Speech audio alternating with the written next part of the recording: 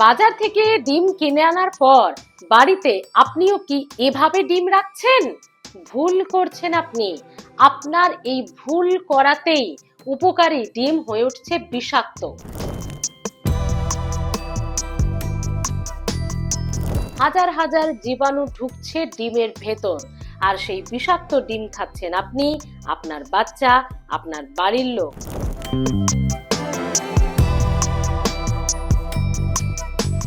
ভাবছেন প্রত্যেকদিন ডিম খাচ্ছি, খুব উপকার হচ্ছে।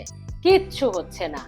উপকার তো হচ্ছেই না, আপনার ভুলভাবে ডিম রাখার ফলে বিষাক্ত ডিমে আপনার বাড়ির সকলের শরীরের অপকার হচ্ছে, শরীরের ক্ষতি হচ্ছে, ভেতরে ভেতরে রোগ ডেকে আনছেন। কারণ আপনারা তো বিষাক্ত জীবাণু ভরা ডিম খাচ্ছেন।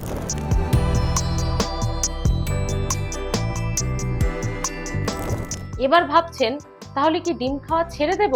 না, ডিম সঠিক পদ্ধতিতে রাখতে হবে। আর ভুল পদ্ধতি কোনটা যেটা আপনি করছেন হয়তো সেটাও বলে দেব, সঠিক পদ্ধতি কোনটা সেটাও বলে দেব।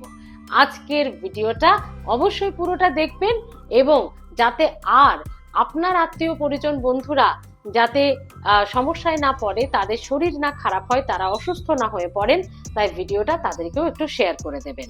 আসুন আপনাদেরকে ভালো করে বুঝিয়ে বলি। সে কারণেই আমি ডিমটাই হাতে নিয়ে নিলাম, কারণ হাতে কলমে বোঝাতে হবে, না হলে ঠিকঠাক মতো মেসেজটা আপনারা পাবেন না, বুঝতে পারবেন না। দেখুন কোন পদ্ধতিটা ভুল আগে বলি।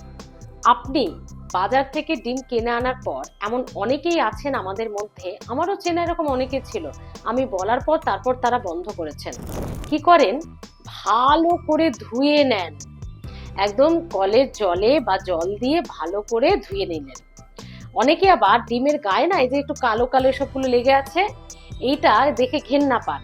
সেটার জন্য আবার বাসন মাজার স্ক্রাবার দিয়ে হালকা করে ঘষলে এগুলো উঠে যায়।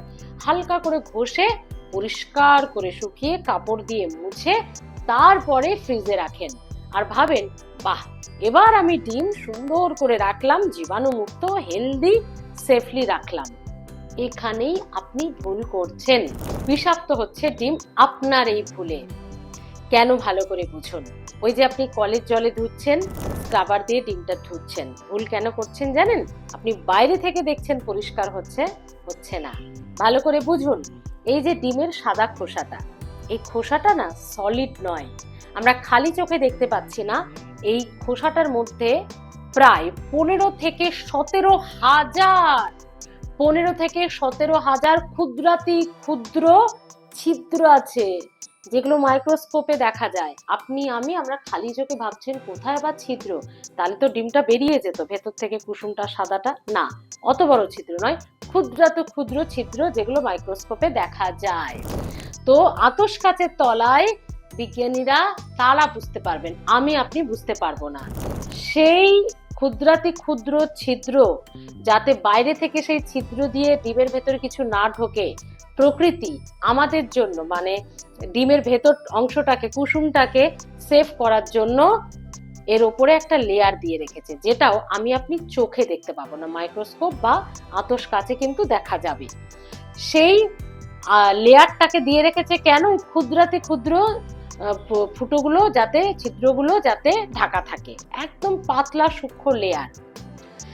আপনি ছিদ্রগুলো দেখতে পাচ্ছেন না, আপনি লেয়ারটাও দেখতে পাচ্ছেন না। ঠিক একইভাবে যে জীবাণুগুলো ঢুকছে, আপনি সেটাও দেখতে পাচ্ছেন না, এতটাই সেগুলো ক্ষুদ্র। তো আপনি যখন জল দিয়ে ধুচ্ছেন, স্ক্রাবার দিয়ে ধুচ্ছেন, ওপরের যে লেয়ারটা, যে চাদরটা প্রকৃতি এই ডিমটাকে সেভ করার জন্য দিয়েছে, সেই চাদরটা এতটাই পাতলা সূক্ষ্ম জলে লেয়ারে চলে যাচ্ছে। ফলে কি হলো, ক্ষুদ্রাতি ক্ষুদ্র ওই 17,000 ছিদ্র ওপেন হয়ে গেল, যেখানে ক্ষুদ্রাতি ক্ষুদ্র জীবাণুগুলো ওর মধ্যে সুন্দর করে ঢুকে গেল।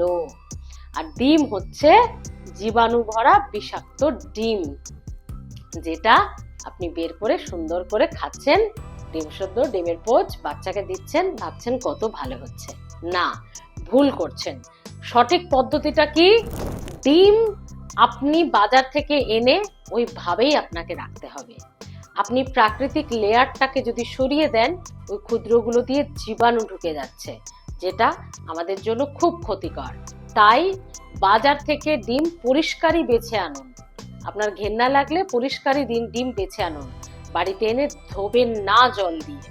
এবং আরো একটা জিনিস জানিয়ে দিই, ডিম যারা ফ্রিজে রাখবেন বা ডিম যারা স্টোর করবেন, দেখবেন ডিমের ট্রে হয় খুব সুন্দর দেখতে, এরকম সে আটকানো ডিমগুলোকে এভাবে বসানো যায়, 12টা থাকে এরকম ছোট ছোট ডিমের মতোই, একটাতে রাখবেন, একটাতে এরকম ঢাকা দেওয়া, ওই রকম স্টোরে বা টাইট কন্টেনারে, টাইট যে কন্টেনারগুলো এখন বেরিয়েছে এয়ার টাইট, সেগুলোকে দিয়ে তারপরে রাখুন।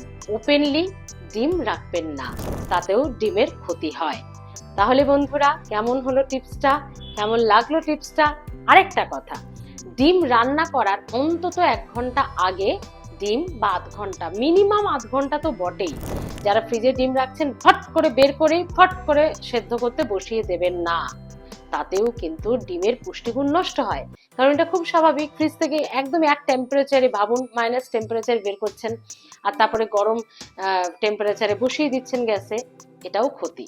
মিনিমাম আধ ঘন্টা থেকে 1 ঘন্টা ডিমটাকে নর্মাল টেম্পারেচারে করে তারপরে রান্না করুন, সেদ্ধ করুন, ভাজুন, যাই করুন, তারপরে করবেন।